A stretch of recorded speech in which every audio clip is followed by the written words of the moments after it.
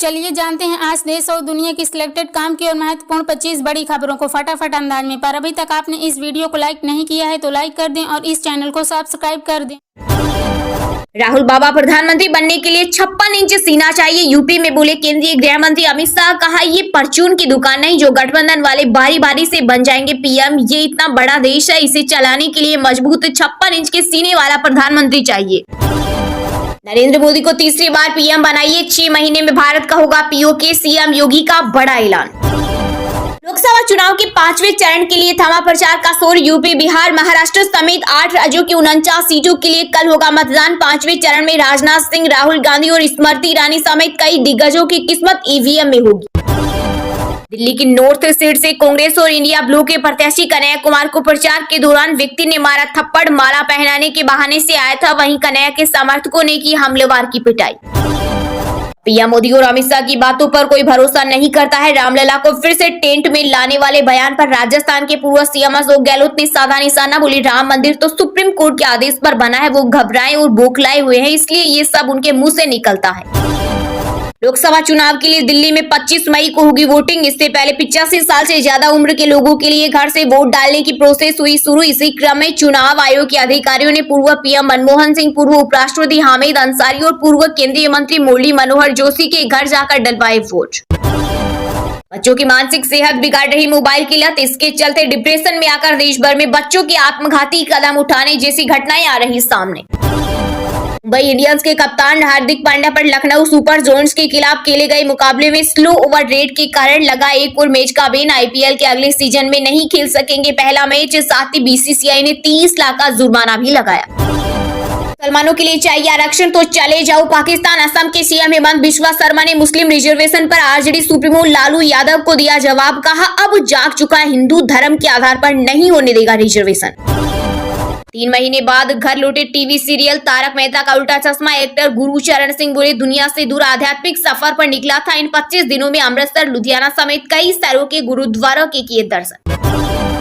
योगी आदित्यनाथ पंजाब में कर सकते हैं 3 चुनावी रैलियां, भाजपा उम्मीदवारों को मिलेगी मजबूती। बीजेपी प्रदेश अध्यक्ष सुनील जाखड़ ने यूपी के सीएम को लिखा पत्र। बीजेपी वाले तानाशाही और अहंकार में अंधे हो गए हैं, लेकिन उनको शायद पता नहीं कि ये देश किसी के बाप की जागीर नहीं। पंजाब के सीएम भगवंत मान ने भाजपा पर बोला बड़ा हमला। कहा यह चुनाव सिर्फ एक आम चुनाव नहीं बल्कि देश को बचाने का चुनाव है।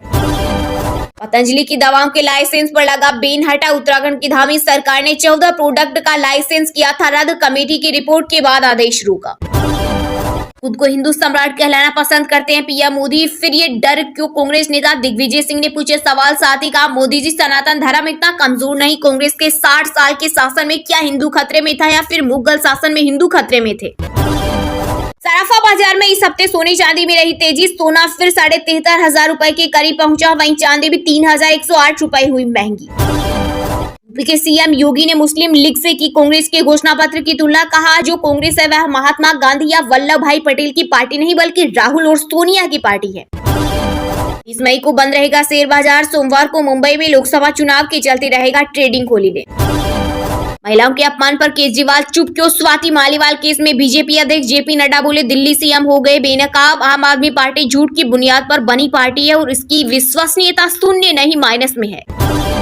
पीएम मोदी देश के इतिहास के सबसे बड़े तानाशाह। कांग्रेस नेता रमेश चेन्नीथला बोले वे लोगों को धर्म के आधार पर बांटना चाहते हैं। वहीं जयराम रमेश ने कहा 4 जून को खत्म हो जाएगी मोदी की तानाशाही, जनता इंडिया अलायंस के लिए करेगी वोट। केजरीवाल बोले 12 बजे भाजपा हेडक्वार्टर जाऊंगा। आपके सांसद, विधायक और सभी नेता भी जाएंगे। पीएम को जिसे जेल में डालना हो डाल दे। स्वाति मालीवाल के आरोपों की सच्चाई आएगी सामने। सीसीटीवी फुटेज और डीवीआर जब्त। एफएसएल बताएगी छेड़छाड़ हुई या नहीं। वहीं मालीवाल के खिलाफ अरविंद केजरीवाल के पीए विभव कुमार ने भी दर्ज कराई एफआईआर। का स्वाति जबरन सीएम आवास में घुसी और गालियां दी। मोदी बोले देश की 140 करोड़ जनता मेरी वारिस। कांग्रेस की 4 पीढ़ियों ने दिल्ली पर राज किया, 4 सीट पर लड़ने की ताकत नहीं। राहुल गांधी आज दिल्ली के चांदनी चौक में करेंगे रैली। 25 मई को दिल्ली की 7 लोकसभा सीटों के लिए वोटिंग होगी। कन्हैया कुमार को थप्पड़ मारने वाले युवक का वीडियो वायरल। कहा देश को बांटने वाले का इलाज कर दिया। गौतम गंभीर बनेंगे भारतीय क्रिकेट टीम के मुख्य कोच। बीसीसीआई ने किया संपर्क रिपोर्ट्स।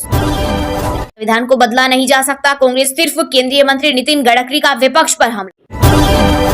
अगर देश के प्रधानमंत्री और मंत्रियों को फ्री हवाई सफर मिल सकता है तो देश की महिलाओं को बस में मुफ्त सफर क्यों नहीं मिल सकता। सीएम अरविंद केजरीवाल ने पीएम मोदी के बयान पर साधा निशाना कहा, देश की महिलाएं चाहती है कि फ्री बस सेवा पूरे देश में लागू हो, लेकिन मोदी जी इसे खत्म करना चाहते हैं।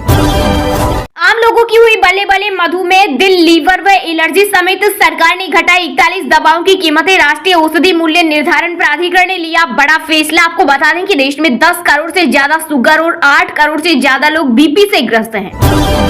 अब बिना टेंशन करे सफर, ट्रेन में घोड़े बेचकर सो जाइए, पूरी रात सामान का ख्याल रखेगा रेलवे का चौकीदार। रेल मैनुअल के अनुसार यह जिम्मेदारी टीटी की है और अगर कोई टीटी ऐसा नहीं करता है तो बेधड़क होकर शिकायत कर सकते हैं। दिल्ली में बढ़ेगा सियासी पारा। आज कांग्रेस नेता राहुल गांधी अशोक विहार स्थित रामलीला मैदान में एक चुनावी जनसभा को करेंगे संबोधित। वहीं पीएम मोदी उत्तर पूर्वी दिल्ली में करेंगे रैली। भारत के 2 मसाला कंपनी एवेस्ट और एमडीएच के प्रोडक्शन पर सिंगापुर और हांगकांग के बाद अब नेपाल सरकार ने भी लगाया बैन। वहीं ब्रिटेन ने भी इंडियन मसालों को लेकर सख्त निगरानी का किया ऐलान। मसालों में हानिकारक कीटनाशक एथिलीन ऑक्साइड के अंश पाए जाने की खबर के बाद जांच शुरू। हर महीने की 1 तारीख को आपके खाते में खटाखट आएंगे पैसे। अमेठी में कांग्रेस सपा की संयुक्त जनसभा के दौरान राहुल गांधी बोले, अमेठी के युवाओं ने रोजगार मांगा तो मोदी जी ने कहा नाले में पाइप डालो, गैस निकलेगी, गैस से चूल्हा जलाओ और पकोड़े तलो, यह आपका अपमान है। पश्चिम बंगाल में अचानक तूफान और बारिश के दौरान बिजली गिरने से 13 लोगों की हुई मौत। वहीं यूपी, राजस्थान समेत 11 राज्यों में लू का अलर्ट। इसके अलावा मध्य प्रदेश, महाराष्ट्र सहित 24 राज्यों में बारिश की संभावना। आईएमडी ने जारी किया अलर्ट।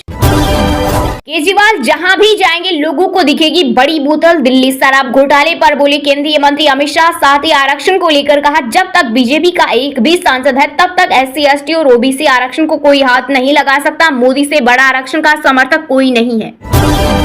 अमेजन, फ्लिपकार्ट जैसी ई-कॉमर्स कंपनियों को जल्द हटाने होंगे फेक प्रोडक्ट रिव्यू। सरकार ने सख्त कदम उठाने का लिया फैसला। कहा, कंपनियों को नए नियमों से होकर गुजरना होगा। जो कंपनियां इसका उल्लंघन करेगी उन पर कार्रवाई होगी।